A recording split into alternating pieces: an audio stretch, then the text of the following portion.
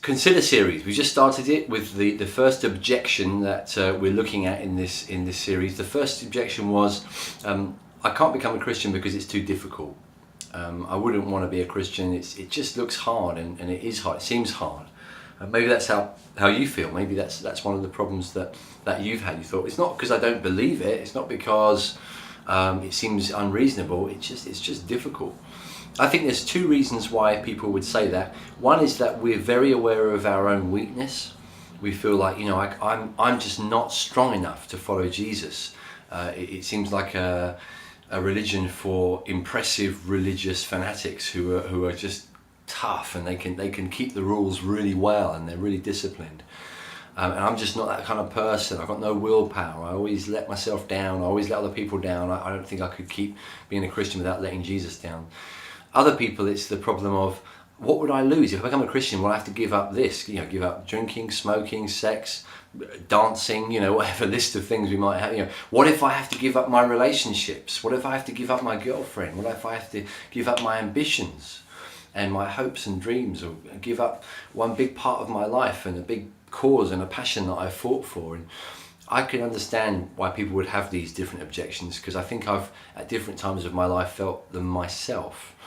Here's the thing. I would say, first of all, if you think that you are too weak to follow Jesus, you may be surprised to hear that that's not necessarily a bad thing. That may be the thing that qualifies you. Jesus didn't call strong people. He calls weak people. Christianity isn't really about us being impressive. The Bible really teaches that none of us are. None of us can be. And the ones who think they're impressive are the least impressive of all. Jesus himself is the only one that could keep the standard. Jesus is the only one who could live the perfect life. Jesus is the only one who can be impressive in that holy sense, in that perfect, pure God sense. And the wonderful story that the Bible teaches is that he has done that for us. He's done exactly that. He's lived a perfect life for you. He's done everything necessary to make you safe before God, to make you at home with God. He's your representative. He's your champion. He's your substitute. And really the Christian message that we need to rest, trust in what he's done for us. And if you feel like, I'm weak, I'm a failure, I never make it, I'm not good enough, well, that may not be a bad thing. Start there. Start by saying, I can't do this. Jesus, I need you. I trust you. You're my righteousness. I put my hope in you completely. And don't just start there. Stay there. Start there tomorrow morning. Start there the day after. Spend the rest of your life saying, I'm not good enough, but Christ is. And that is wonderful news.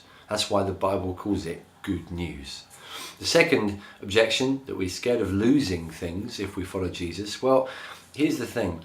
The fact that we would see anything that we would lose as so valuable that we wouldn't want Jesus, that kind of goes to show the fact that our heart is all wrong. We haven't understood the greatness of Christ, or the kind of triviality of these little things that distract us from Christ, even if they're good things like families and relationships and careers.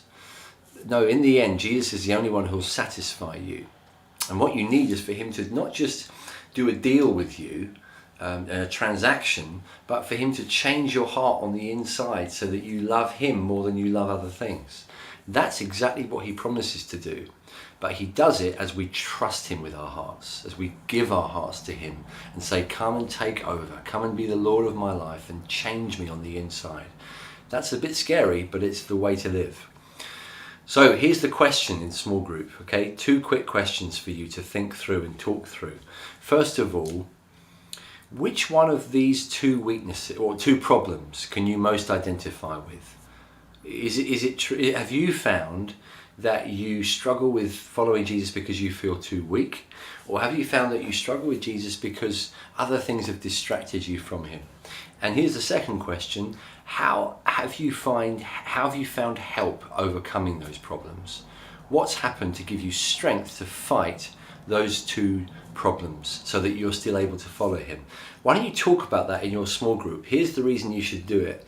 Because you will be sharing what's going on in your heart and becoming more honest and transparent with your group so that you can really get to know each other. Secondly, the people in your group who are hearing you talk, You never know, they may be going through exactly what you have gone through, and they desperately need to hear how you found God's help in overcoming those problems. So share honestly, what of those 2 problems have you fought the most, and how have you fought? How have you found God's strength in your weakness?